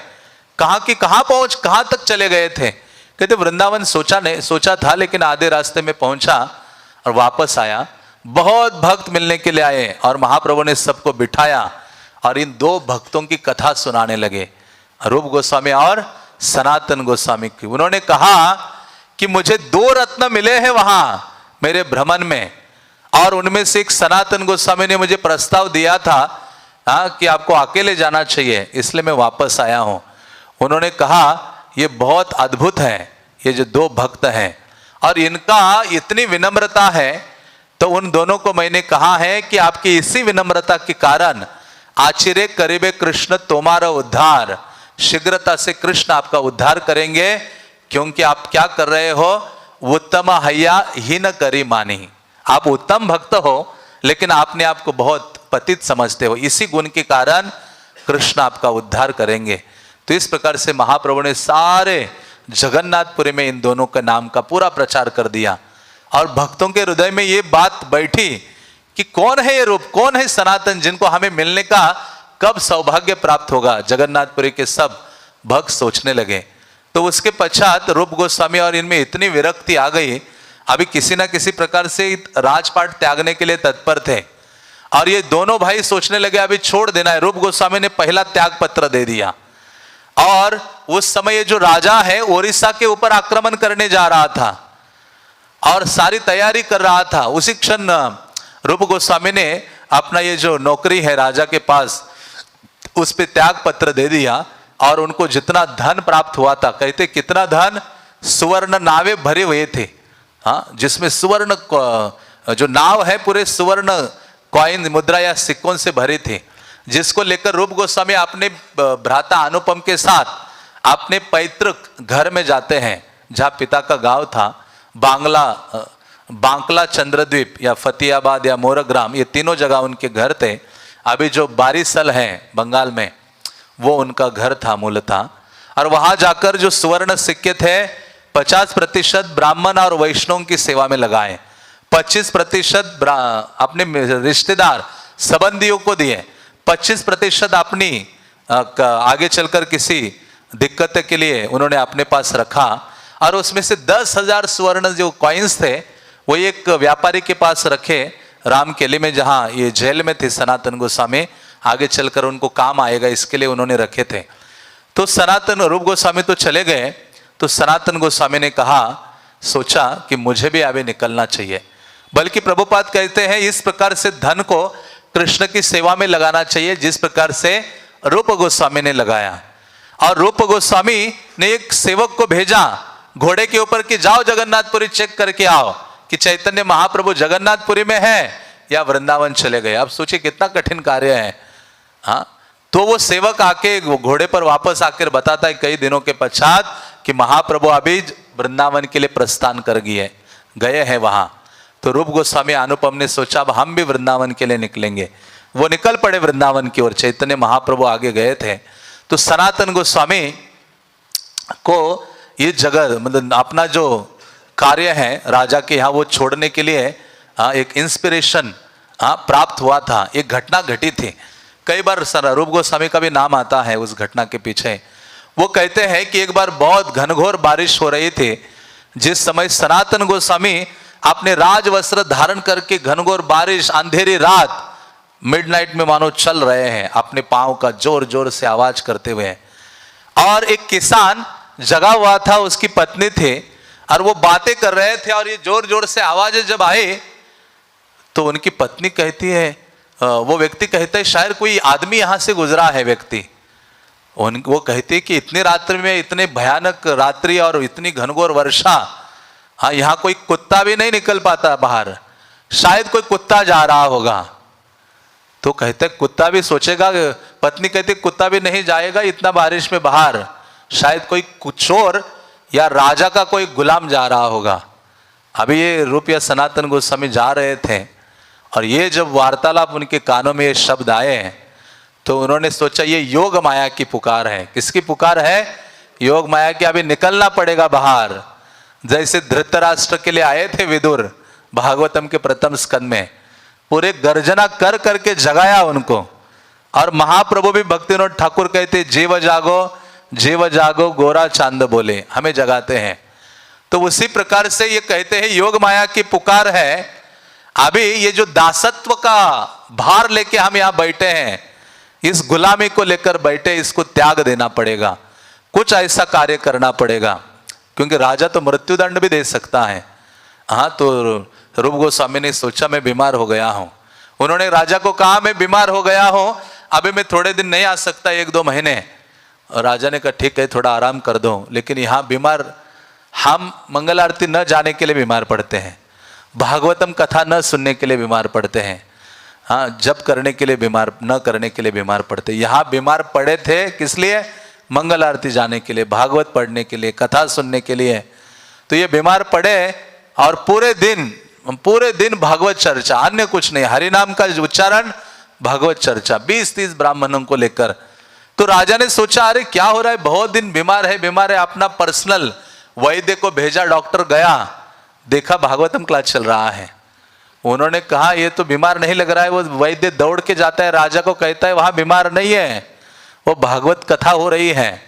राजा शीघ्रता से बिना बताए राजा पहुंचता है वहां। पूरा घर में पूरा हॉल भरा था, भागवत चर्चा हो रही थी। राजा आके खड़ा हो जाता है, जैसे खड़ा होता है हुसैन शाह, सारे लोग खड़े हो जाते हैं और उनको कहते हैं कि मुझे आप ढोंग कर रहे हो, मुझे आपने कहा कि आप बीमार हो और मैं कह रहा हूं कि चलो मेरे साथ ओडिशा। हाँ, तो बहुत डांटा भी उनको, सनातन गोस्वामी को, और उनको कहा चलो आप अभी मेरे साथ ओडिशा चलो। सनातन गोस्वामी ने कहा मैं नहीं आ सकता आपके साथ। आप ओडिशा जा रहे हो जगन्नाथ को कष्ट देने के लिए, उनके भक्तों को कष्ट देने के लिए जा रहे हो, मैं नहीं जाऊंगा, आप जो मर्जी दंड मुझे दो। तुरंत आदेश दिया इनको जेल में डाल दो। हाँ, सनातन गोस्वामी के हाथ पांव हथकड़ियों से बंधे जाते हैं और जेल, आप देखेंगे आज भी वो जेल है, छोटे सा पूरा काला स्थान है, वहां उनमें डाला जाता है उनको, सनातन गोस्वामी को। और सनातन गोस्वामी एक ही लालसा थी कि मुझे निकलना है बाहर, चैतन्य महाप्रभु के चरणों की ओर जाना है, उनकी सेवा के लिए मुझे आगे बढ़ना है।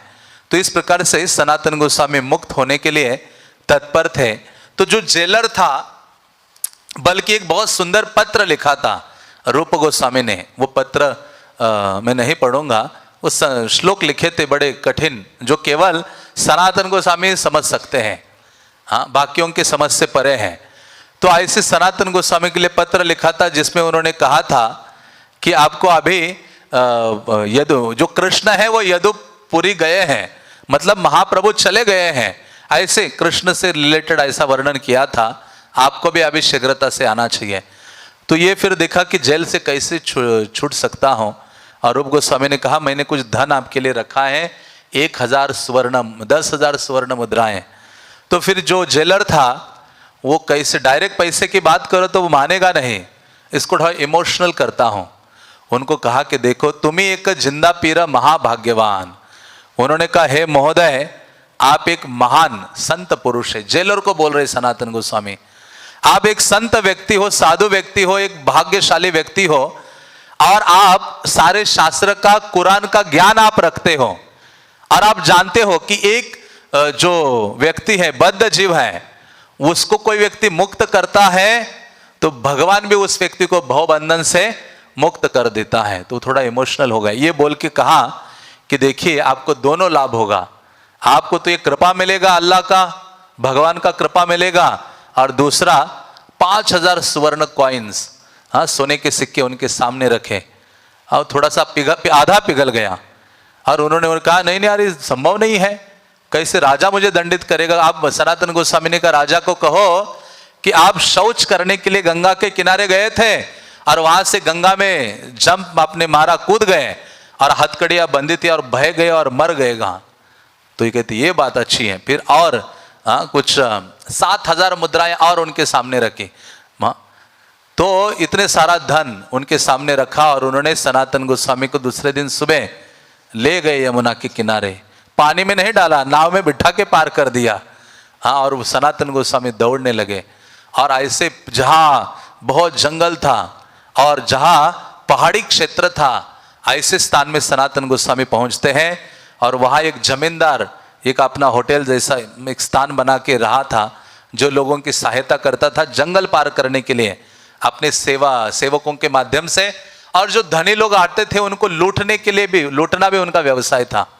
तो जब इस सनातन गोस्वामी पहुंचे, अपने एक सेवक थे ईशान, उनके साथ जब वहां गए तो देखा कि वो जो व्यक्ति है वो बड़ा उनके साथ मीठी बातें कर रहा है, सारी सुविधा दे रहा है, अन्न दे रहा है, सब कुछ दे रहा है। तो सनातन गोस्वामी तो बड़े पॉलिटिशियन हैं, उन्होंने सोचा कि इतना सब फेवर दिखा रहा है, मतलब दाल में कुछ काला है, कुछ तो गड़बड़ है। तो उन्होंने कहा, अपने सेवक को पूछा कि तुम्हारे पास कुछ मूल्यवान चीजें रखे हो क्या। सेवक कहता है मैंने 7 सुवर्ण मुद्राएं मेरे पास हैं। ये कहते तुम अपने साथ मृत्यु की घंटी लेके घूम रहे हो। सनातन गोस्वामी कहते हैं संगे केने अनियाच यही कालयम, ये यमराज को लेके साथ में घूम रहे हो। और फिर तुरंत वो 7 मुद्राएं लेकर उनके सामने जाता है। जो जमींदार कहते हैं कि ये आप लीजिए और बस हमें पार कीजिए, यहाँ से इस पहाड़ियों से मुझे पार कर दीजिए, मैं राजद्रोही व्यक्ति हूँ और आप कृपा कीजिए। वो कहते हैं कि नहीं मुझे तो पहले ही पता था आपके सेवक के पास मुद्राएं हैं और मेरा प्लान था रात को मारने का आप दोनों को, लेकिन आप स्वयं दे रहे हो। उसने कहा कि नहीं आप वापस रखो। सनातन गोस्वामी कहते तुम नहीं मार लोगे तो दूसरा कोई मारेगा और हमसे ले लेगा। हाँ, उनको दे देते हैं और 4 लोग देकर सनातन गोस्वामी को उस पहाड़ी क्षेत्र जंगल से पार कराते हैं। तो उनका जो सेवक था ईशान, वो कहते और कुछ है आपके पास। वो कहते एक और है। कहते तुम्हारे पास रखो खर्च के लिए और तुम चले जाओ वापस अपने घर बंगाल। तो सनातन गोस्वामी वहां से अकेले निकल पड़ते हैं, दौड़ने लगते। पाँव में कोई चप्पल नहीं था, पाँव फटने लगे थे, शरीर में वस्त्र नहीं थे, फटा हुए घुटने तक ही छोटा सा वस्त्र अपना लपेटा था उन्होंने। और ऊपर जो कंथा है वैसे जिसमें छिद्र थे, फटे हुए ऐसे एक वस्त्र को डाला था और पूरा शरीर काला नीला हो गया था। वैसे वो मुस्लिम वेशभूषा थे उनके। सनातन गोस्वामी ऐसे नहीं कि पूरा शिखा रखते थे और मुंडन था, नहीं। जब वो राजा की सेवा करते थे एग्जैक्टली मुस्लिम ही लगते थे, लंबी लंबी दाढ़ी और टोपी और ऐसा ही था उनकी वेशभूषा। तो जब ऐसे वेशभूषा में थे और वो पहुंच गए जो हाजीपुर नामक स्थान है, वहां पहुंच जाते हैं और वहां एक बगीचा था, वहां एक कोने में वृक्ष के नीचे बैठ जाते हैं। बैठते हैं, कुछ भोजन के लिए भी नहीं था, बहुत प्यासे थे, भूखे थे। तो उसी क्षण वो देखते हैं उनका जो बहनोई है श्रीकांत नामक, वो वहां आया था वहां के मार्केट में राजा के लिए घोड़े खरीदने के लिए। उसने दूर से देखा, अरे ये तो सनातन गोस्वामी लगते हैं। वो जाते उनके पास चुपके से मिलने के लिए और वो कहते 2-4 दिन यहाँ रहो, मैं पूरी आपकी व्यवस्था करता हूँ। कहते नहीं, मुझे पास समय कम है, मुझे वृंदावन जाना है। और वो एक बहुत अच्छा कंबल उनको देते, महंगा कंबल देते, जिसको सनातन गोस्वामी अपने कंधे में रखते हैं। और वो कहते हैं कि आप ये जो गंगा नदी है इसको मुझे पार कराओ, मुझे वाराणसी की ओर जाना है। मैंने सुना है चैतन्य महाप्रभु गए, इतना उपकार मेरे ऊपर करो। वो नदी पार कराता है और सनातन गोस्वामी वाराणसी में पहुंचते हैं। और वाराणसी में पहुंचकर चंद्रशेखर के घर में जाते, जो महाप्रभु के पार्षद थे, तपन मिश्रा और चंद्रशेखर। तो चंद्रशेखर के घर के बाहर जाकर ये सनातन गोस्वामी बैठ जाते हैं और अंदर चैतन्य महाप्रभु उसी घर में बैठे थे। और चैतन्य महाप्रभु ने सनातन को देखा नहीं, हाँ, अंदर बैठे थे सनातन गोस्वामी ने चंद्रशेखर को कहा कि देखो बाहर जाओ, तुम बाहर एक वैष्णव बैठा हुआ है, उसको मेरे पास लेकर आओ। हाँ, वो जो चंद्रशेखर है बाहर जाते हैं, देखते कोई वैष्णव दिख नहीं रहा है, कोई धोती कुर्ता तिलक कंठी शिखा, ये तो मुस्लिम दरवेश बैठा हुआ है। तो कहते महाप्रभु यहाँ कोई है नहीं। कहते फिर से चेक करो। हाँ, तो जब पता चलता है, वो कहते ये मुस्लिम दरवेश है यहाँ, कहते वही है, उसी को ले आओ, अंदर ले आओ। थोड़ा सा उठते सनातन गोस्वामी ऐसे अंदर कदम रखते हैं, महाप्रभु अपने आप को रोक नहीं पाते। महाप्रभु दौड़ के आते हैं घर के वहां दरवाजे में आकर उनका आलिंगन करते हैं। और कई दिनों तक मानो स्नान आदि नहीं कर पाए थे उचित ढंग से, पूरा शरीर मैला हो गया था, गंदा था। फिर भी चैतन्य महाप्रभु दौड़ते हैं और जाकर उनका आलिंगन करते हैं। और चैतन्य महाप्रभु के आंखों में आंसू आते हैं, आनंद आंसू सनातन को देखकर। और इतना ही नहीं, सनातन को देखकर भाव विवर महाप्रभु भी हो जाते हैं। और सनातन गोस्वामी जब महाप्रभु को आलिंगन करते तो वो भी बहुत भाव विवर होते हैं। लेकिन सनातन कहते हैं, हे प्रभु मेरा स्पर्श मत कीजिए, मेरा स्पर्श नहीं कीजिए, मैं बहुत पतित अस्पृश्य व्यक्ति हूं। और सनातन गोस्वामी रोने लगते हैं, उनको देखकर चैतन्य महाप्रभु भी रोने लगते हैं। हाँ, दोनों ने एक दूसरे का आलिंगन किया है। हाँ, गले में गला डालकर दोनों रो रहे थे। सनातन गोस्वामी को एक नीचे थोड़े ऊंचे स्थान में महाप्रभु अपने निकट बिठाते हैं, अपने हाथ से सफाई करने लगते हैं उनकी। महाप्रभु कहते हैं, सनातन कहते हैं, हे प्रभु कृपया मेरा स्पर्श नहीं कीजिए। और ये जब बोला तो अद्भुत शिक्षा चैतन्य महाप्रभु प्रकट करते हैं। महाप्रभु कहते हैं, प्रभु कहे तोमा स्पर्शी आत्म प्रवित्रिते भक्ति बले पार तुम्हें ब्रह्मांड शोधिते। क्या कह रहे हो, आपका स्पर्श नहीं करूं? वो कहते हैं, अरे तुम्हारे जैसे महान व्यक्तित्व का भक्त का स्पर्श करने मात्र से ब्रह्मांड शुद्ध हो जाता है। आत्म पवित्रते, मैं अपने आप को पवित्र महसूस करता हूं, मैं पवित्र हो। स्वयं भगवान कह रहे हैं चैतन्य महाप्रभु सनातन गोस्वामी का स्पर्श करने मात्र से, क्योंकि तुम अपने भक्ति के बल के कारण पूरे ब्रह्मांड को शुद्ध कर सकते हो। यही बात हमने कल सुनी थी, ब्रह्मांड तारिते शक्ति धरे जने जने। महाप्रभु के भक्तों में यह शक्ति है कि ब्रह्मांड को तार सकते हैं। उन्होंने कहा, तोमा देखी तोमा स्पर्शी गाई तोमारा गुण सर्वेंद्रिय फलय शास्त्र निरूपण। चैतन्य महाप्रभु कहते, अरे ये जितने शरीर में इंद्रिया है ना, इनका एकमात्र फल यही है, तोमा देखी। आंखों का सबसे बड़ा फल क्या है? तुम्हारे जैसे वैष्णव को देखना। तोमा देखी तोमा स्पर्शी, तुम्हारा स्पर्श करना। और जीवा का फल है गाई तुम्हारा गुण। हे सनातन, आप जैसे वैष्णव के गुणों का गान करना जीवा का फल है। सर्वेंद्रिय फल, सारे इंद्रियों का यही उद्देश्य है, तभी ये इंद्रियां पूर्ण हो सकती हैं। और यही सारे शास्त्रों का निर्णय। महाप्रभु ने एक श्लोक कोट किया। महाप्रभु कहते हैं, अक्ष्णो फलम त्वादृश दर्शनम ही तनो फलम त्वादृश गात्र संगः जिह्वा फलम त्वादृश कीर्तनम ही सुदुर्लभा भागवता ही लोके। कहते ऐसे दुर्लभ भागवत भक्त जो मिलना बहुत कठिन है, खोजना बहुत कठिन है। कहते हैं अक्ष्णो फलम, ये दृष्टि का फल है उनको देखना, और उनके चरण कमलों का स्पर्श करना स्पर्श इंद्रियों का फल है। और जिह्वा का सबसे बड़ा फल है उनके गुणों का, महिमा का, कीर्ति का गान करना। हाँ, इस प्रकार से महाप्रभु कहते हैं। तो इस प्रकार से सनातन गोस्वामी को चैतन्य महाप्रभु वर्णन करते हैं। और वो कहते हैं, सुन सनातन, हे सनातन सुनो, कृष्ण बड़ा दयामय पतित पावन। अरे कृष्ण बड़े दयामय हैं, पतितों को पावन करने वाले हैं। महारव रव है तो माँ करेला उद्धार, कृपार समुद्र कृष्ण गंभीर अपार। तुम तो महान रौरव नरक में गिर गए थे और तुम्हारा उद्धार किया है कृष्ण ने।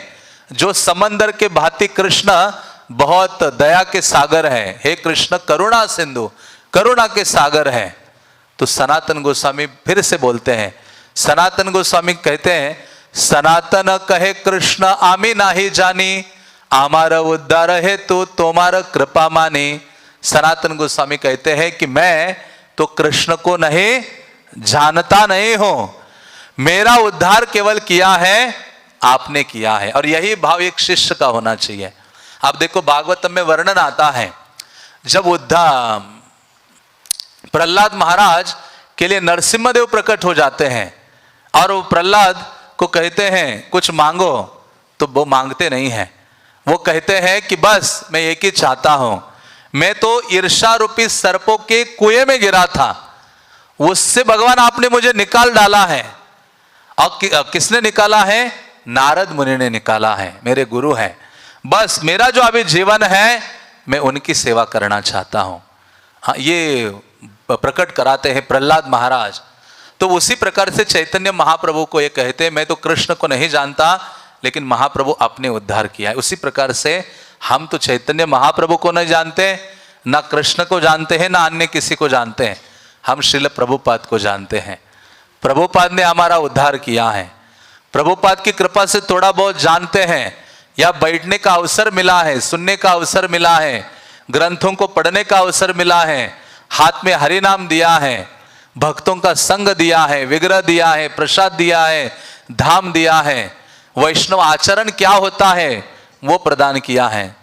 तो हम इसलिए कहते हैं प्रभुपाद के लिए अपने आप को समर्पित करना चाहिए।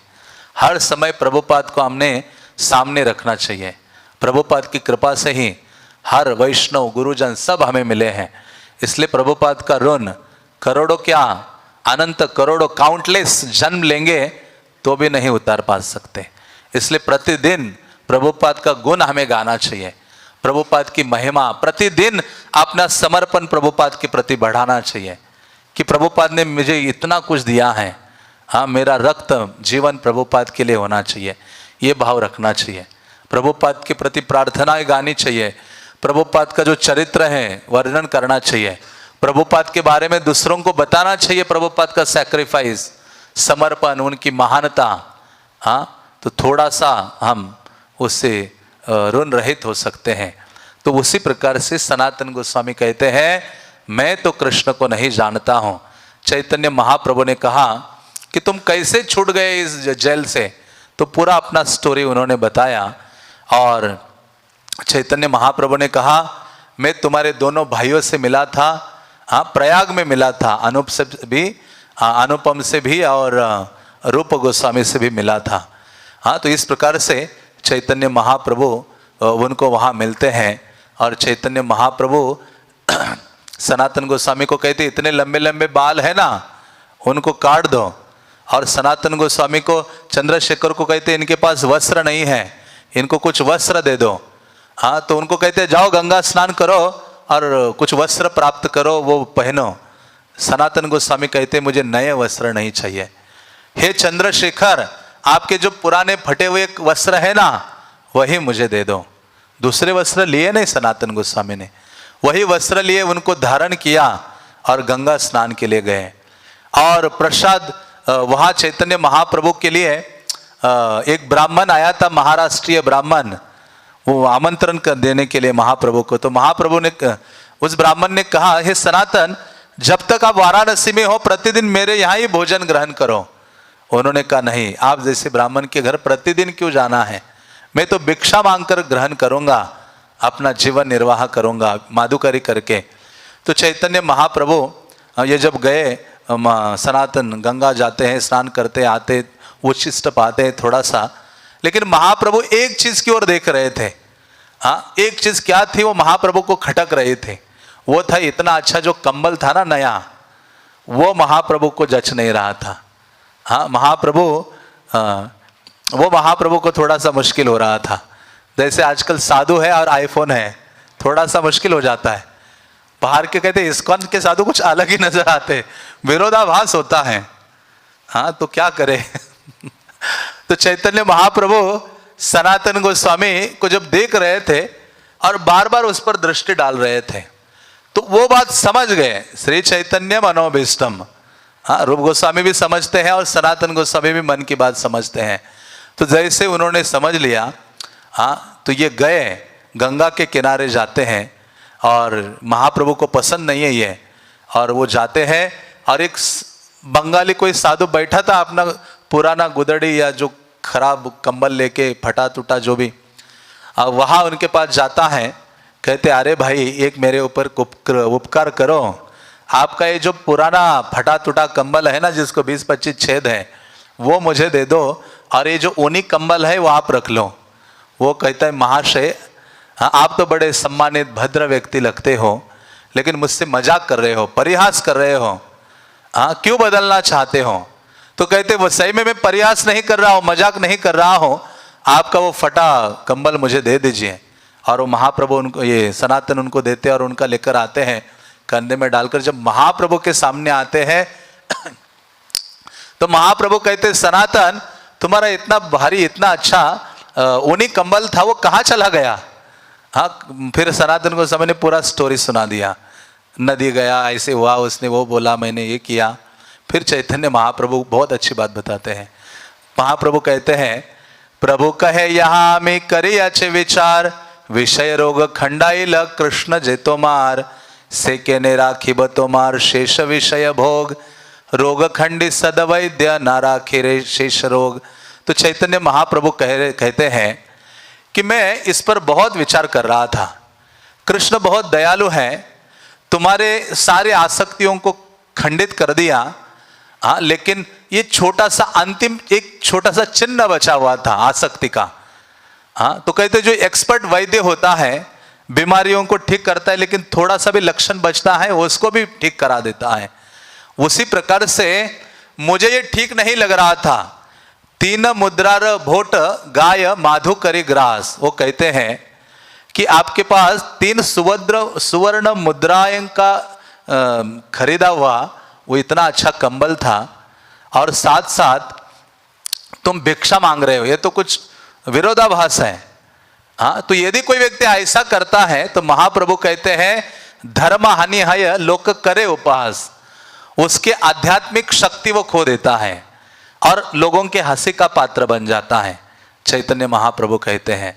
तो इस प्रकार से सनातन गोस्वामी कहते हैं कि पूर्ण पुरुषोत्तम भगवान ने मुझे इस भौतिक संसार के पापमय जीवन से बचा लिया है, और हे कृष्णा मेरा ये जो अंतिम भौतिक आकर्षण का अंतिम चिन्ह था वो भी आप चला गया है।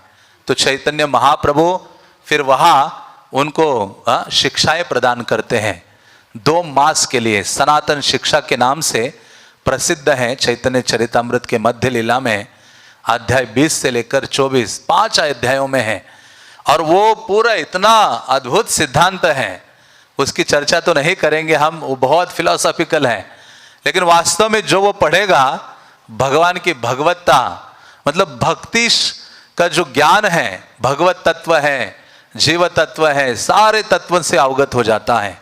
हाँ तो चैतन्य महाप्रभु ने उनको प्रश्न पूछने की शक्ति दे दी। हाँ जैसे उन्होंने उत्तर देने की शक्ति एक बार दी थी, किसको? रामानंद राय को दी थी।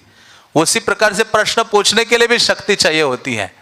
हाँ तो प्रश्न पूछने की शक्ति सनातन गोस्वामी को दी, और स्वयं 2 महीने दशाश्वमेध घाट पर सनातन गोस्वामी को उत्तर दिया उन्होंने, जिसमें कृष्ण स्वरूप, हाँ संबंध तत्व है, माधुर्य प्रेम आदि सबके ऊपर उन्होंने व्याख्या की। सनातन गोस्वामी ने उस समय उनके चरण पकड़े, वहाँ कहते हैं नीच जाति नीच संगी पतिता अधम, कुविषय कुपे पड़ी गोवायु जन्म। मैं अपना जीवन बर्बाद कर रहा हूँ, व्यर्थ गवा रहा हूँ, कुविषय में मैं गिरा हुआ हूँ, नीच जाति नीच संगी पतित हूँ। फिर वो कहते हैं अपना रहिता हित किछु नाहि जानी, ग्राम्य व्यवहारे पंडित ताये सत्य मानी। वो कहते हैं कि मैं अपना क्या हित है अहित है नहीं जानता हूँ। आसपास के लोग, गांव के लोग सब कहते कि आप बड़े विद्वान हो, पंडित हो, कहते मैं खुद नहीं जानता मेरा हित किसमें है अहित किसमें है। कृपा करी यदि मोरे करे याचे उद्धार, आपन कृपा ते कह कर्तव्य अमार।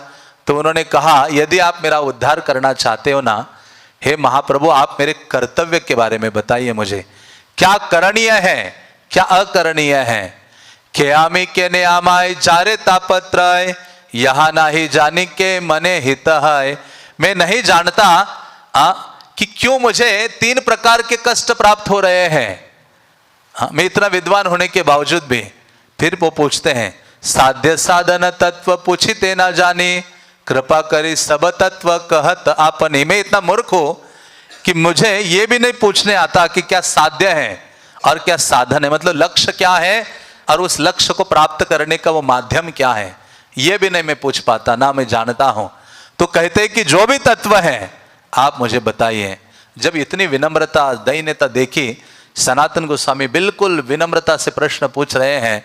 महाप्रभु कहते हैं, प्रभु कहे कृष्ण कृपा तो माते पूर्ण है, सब तत्व जान तो मार नाही तापत्र है। अरे सनातन, तुम तो सारे तत्वों को जानते हो, ऐसा कोई विषय नहीं है भक्ति में, आध्यात्म में जो तुम अवगत नहीं हो।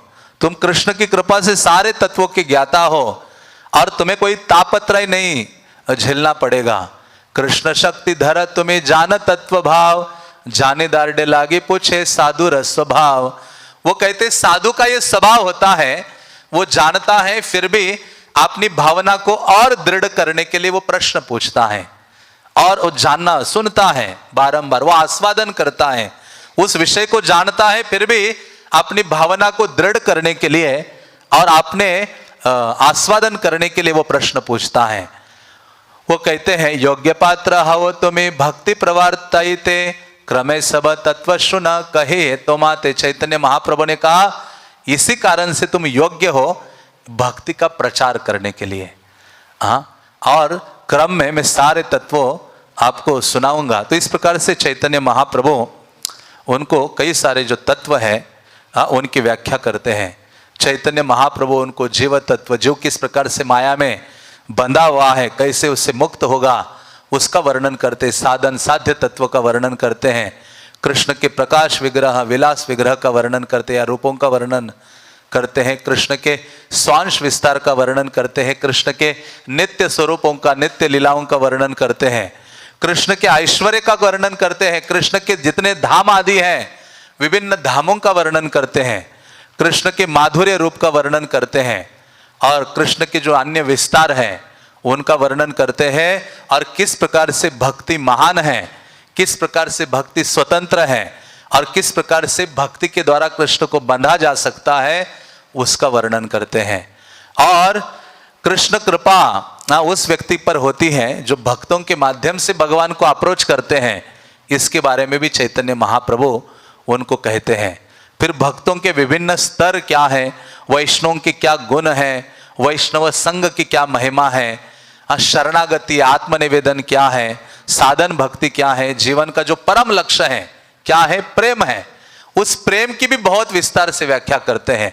और अंततः जो आत्माराम श्लोक है सार्वभौम भट्टाचार्य को सुनाया था उसकी व्याख्या भी सनातन गोस्वामी उनसे सुनते हैं। और वैष्णव स्मृति के बारे में सुनते हैं कि आचार व्यवहार आदि क्या होना चाहिए, किस प्रकार से होना चाहिए, उसका वर्णन भी चैतन्य महाप्रभु करते। बल्कि उनको कहते हैं कि ये सनातन, तुमने अभी इतना कुछ सुना है, तुम क्या करो, वैष्णव निर्देशिका, वैष्णव के कार्यकलाप, सदाचार, आचार व्यवहार, इसके बारे में एक स्मृति ग्रंथ लिखो। हाँ, तो इन्होंने कहा मैं खुद नीच आचरण वाला हूं, मैं इतना नहीं जानता हूं। कहते आप मुझे उपदेश दीजिए। चैतन्य महाप्रभु ने कहा जब तुम शुरू करोगे ना, कृष्ण हृदय में प्रकाशित करेंगे। हाँ, इसलिए प्रभुपाद कहते हैं भगवान की कृपा से ही इन ग्रंथों को लिखा जा सकता है। तो इस प्रकार से वो चैतन्य महाप्रभु ने कहा कि कृष्ण स्फुरी बे तोमार, जब तुम शुरू करोगे ये सब कृष्ण स्फुरित कराएंगे। और महाप्रभु ने उनको वैष्णव आचरण क्या है उसके ऊपर संक्षेप में बताया। चैतन्य चरितमृत में आप पढ़ सकते हैं, अध्याय 24 में वर्णन आता है। और फिर आगे चलकर सनातन गोस्वामी ने हरि भक्ति विलास वो ग्रंथ लिखा है चैतन्य महाप्रभु सनातन गोस्वामी ने। तो इस प्रकार से चैतन्य महाप्रभु उनको ये सारी शिक्षाएं देते हैं। और चैतन्य महाप्रभु कहते हैं सनातने कहिला तुम्हें जहाँ वृंदावन तुम्हारा दुई भाई तथा करी अच्छे गमन। ये शिक्षा देने के पश्चात उनको कहते हैं कि आप वृंदावन चले जाओ और वृंदावन तुम्हारे दोनों भाई अभी चले गए हैं, तुम भी वहां पहुंचो और क्या करो, वहां जाकर मेरे जितने भी भक्त हैं ना जो वृंदावन जाते हैं या जाएंगे, वो ज्यादातर निर्धन होते हैं, उनके पास फटी रजाई, छोटा सा कमंडल होता है। हे सनातन, उनकी देखभाल करना, उनको शरण देना, उनका पालन करना। तो प्रभुपाद जी बहुत अच्छा तात्पर्य लिखते हैं। प्रभुपाद कहते हैं महाप्रभु शायद आगे ये आंदोलन आने वाला था, हरे कृष्णा, और भक्त बहुत आने वाले थे, उनको भी शरण देने के लिए हम मंदिर बना रहे, कृष्ण बलराम मंदिर और मायापुर में एक मंदिर, ऐसा प्रभुपाद तात्पर्य में लिखते हैं। हाँ, तो इस प्रकार से सनातन गोस्वामी को आज्ञा देते हैं और सनातन गोस्वामी को कहते हैं आप 4 कार्य करो। क्या है वो उत्तरदायित्व? पहला है शुद्ध भक्ति के सिद्धांतों को स्थापित करके शुद्ध भक्तिमय सेवा का प्रचार करना। बल्कि आप देखिए व्यासदेव ने इतने ग्रंथ लिखे, और क्या ग्रंथों की आवश्यकता है, लेकिन महाप्रभु चाहते थे शुद्ध भक्ति युक्त ग्रंथों की रचना, उसकी कमी थी, वो ग्रंथ नहीं है संसार में। तो महाप्रभु ने कहा शुद्ध भक्ति के सिद्धांत की स्थापना करो और शुद्ध भक्तिमय सेवा का प्रचार करो।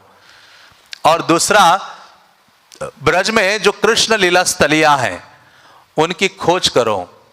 और तीसरा है वृंदावन में कृष्ण के विग्रह की सेवा पूर्ववत स्थापित करो। और चौथा है वैष्णव सिद्धांत के ऊपर ग्रंथों की रचना करो। ये 4 चीजें लगभग रूप गोस्वामी को भी यही कहा था। हाँ, और रूप गोस्वामी तो ये भी कहा वृंदावन के लिए वार्ता, वृंदावन की लीलाओं को प्रकट करो। तो मूलतः रूप सनातन को ये 4 आदेश चैतन्य महाप्रभु देते हैं। तो इस प्रकार से सनातन गोस्वामी का आगमन यहाँ हो जाता है, वृंदावन हो जाता है। तो हम आगे बढ़ेंगे, कल चैतन्य ये सनातन गोस्वामी का जो चर्चा है उसको कंटिन्यू करेंगे। हरे कृष्णा कृष्णा कृष्णा हरे हरे, हरे राम राम राम हरे हरे। श्रील सनातन गोस्वामी पाद के, षड गोस्वामी वृंद के, पतित पावन श्रील प्रभुपाद की, निताई गौर प्रेमानंदे। हरे कृष्णा।